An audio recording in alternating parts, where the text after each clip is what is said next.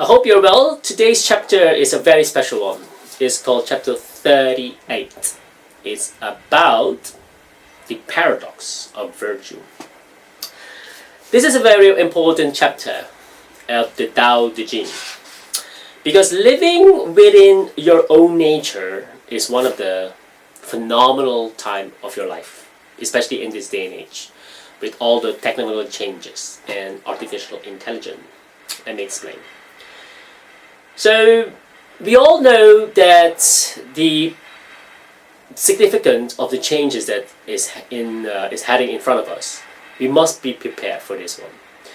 So Lao Tzu for chapter 38 is amazing because it says here that Lao Tzu begins with a famous contradiction, that is, high virtue is not virtuous.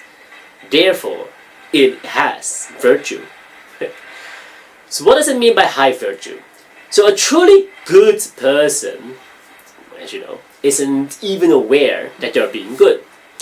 So their actions flow naturally from their nature without any selfish motive or desire for praise. So let's say if you, for example, see a beggar outside, you don't wait until everyone is looking and then you give him or her money or something. That's not really virtuous, okay? Because they say, yeah, I'm a good person, that's why I'm give him or her something. No. You do it without even people noticing. That's the way to do it. You give it from the heart. What is the low virtue then? So this refers more to someone who is obsessed with being seen as virtuous, as I mentioned in the example. So the act with an agenda, like, look, he or she will watch me giving a beggar money or anything, you know. That's not good. Because their goodness is then false or performed. And it's not true virtue in the Taoist sense. Alright? Number 2 is the descending ladder of decay. What does it mean? Lao Tzu describes this as the so-called the path of descent. That occurs when people lose touch with the Tao. So each step is further described from a natural harmony. The Tao, or the way, the virtue, the Tao Te Ching, okay, I already tell you that the Tao, the way, is basically total alignment with the whole universe, okay? So no rules are needed. And then you have the Tao Te Ching, the is the virtue. When the Tao is lost, then people must rely on their innate character. Jing, the benevolence, is when virtue is lost, and basically people try to be kind on purpose. Righteousness, justice, is when kindness feels like people create strict moral codes, or so-called justice, right? Laws, and etc. And then you have the ritual ethic, or there's more the lowest level. So when all else is lost, people basically cling to hollow ceremonies and social rules. So Lao Tzu basically calls this the so-called thin shell of loyalty and the beginning of chaos. All right. So number 3 is the fruit versus flowers. So a chapter of this chapter 38 is amazing because it concludes that with a metaphor about where to focus your energy. So the fruit or the substance represent what is real, practical and deep.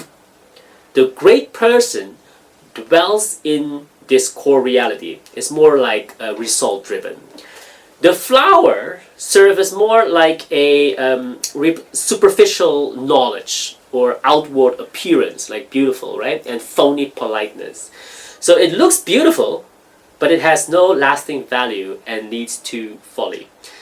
So there's some practical things that you can use in this phenomenal chapter, and I want to talk to you basically about how you can practice this in business as well in personal life. So in business, you can see like a cultural, they always say a business culture or compliance versus the compliance, right?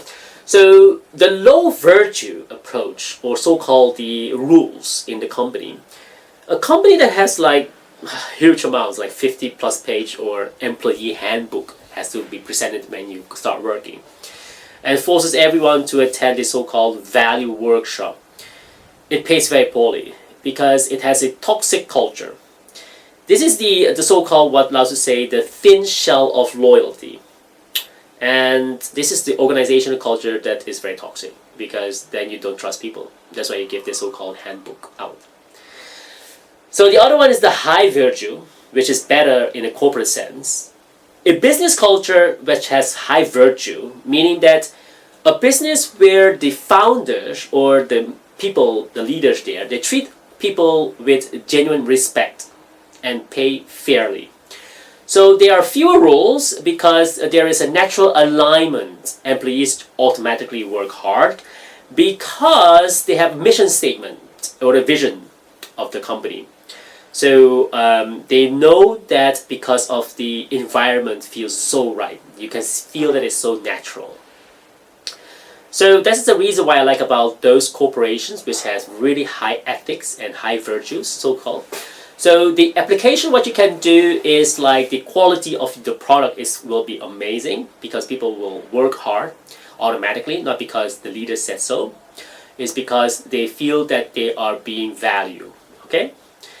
And that's the reason why in a job, the same thing is you have to avoid those so-called righteousness environment. Expertise versus like the optics. So we all know the so-called the office martyr, right? So a person who stays late just to be seen as staying late. Oh, this is ridiculous, as you can see with a lot of those corporations, people sitting there until very late at night. Or the colleague basically who points out everyone else's mistake so that he looks or she looks more superior. We have a lot in this corporate environment in the world. You can see that. So Lao Tzu will call this the low virtue, okay? And it always creates friction and is very toxic and resentment.